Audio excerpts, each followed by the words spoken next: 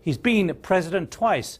For the last 4 years, he's been prime minister. And there are big doubts over the size of his victory because opposition groups are claiming widespread fraud. Well, one election monitoring organisation, Golos, believes Mr. Putin actually won just over 50% support.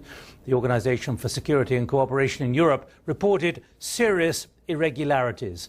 Well, Heidi Tagliavini is head of the election observation mission of the OSCE in Russia. And when she joined me by webcam from her desk in Moscow, I asked her for their verdict on the election. Candidates could not compete on an equal footing, and this was mainly due to unequal access to the media and the misuse of state resources. Also, candidate registration requirements seemed excessively onerous and therefore limited competition.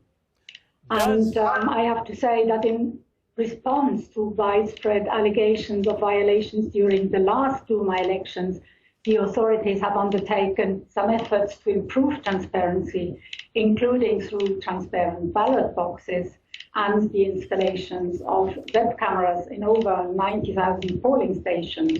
And we think that these are positive steps. However, they turned out to be insufficient so far to dispel widespread mistrust in the integrity of the election process.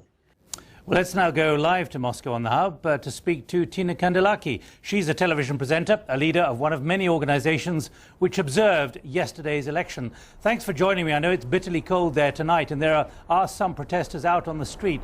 Why are you so convinced by this election when we're hearing from observer groups like that there were, quote, serious irregularities? Tina. Hello, Nick. Really very cold here. Yesterday all day I worked in selection. Like you introduced me, I'm head of the corps. And we got 2,000 complaints. That's all that we got, and we still investigated. But we have 86,000 observers, and they were standing in 81 regions of Russia. That's why in comparing these complaints and count of the observers, you see that the differences is so big and huge that I can say that the elections was clean. When you say, Tina, they were clean, do you think they are credible, even if the OSCE says there were serious problems and there were problems which were bad or very bad? You know, I heard about this and I heard information that Golos gave. But, you know, for example, can I use example with Golos because it would be easy?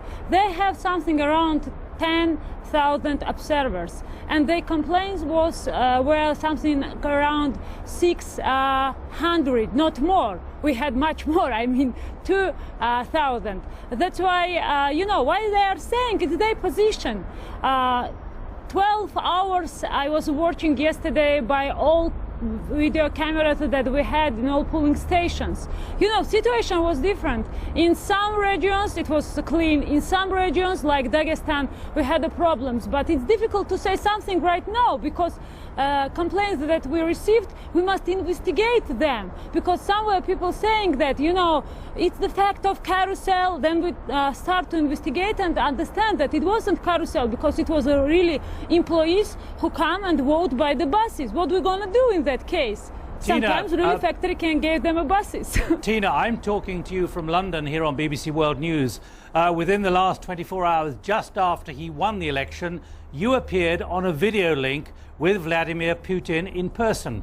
Did you tell him about the problems you'd seen as an observer? Sure.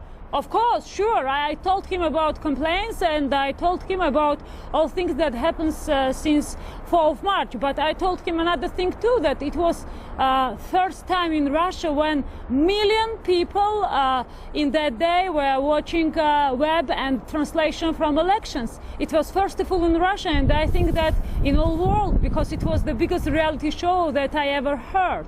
And I told about this too, and it's the big chance, Nick, for the people who want to be involved in policy process to do everything what they can for clean elections, because it was, you know, 200,000 observers We never had such a number of people who trying to observe the elections. It was really a very interesting example. And you know, all day people were connect with us by SMS, by emails, by phones, and told us about all complaints that happens, and we investigate them.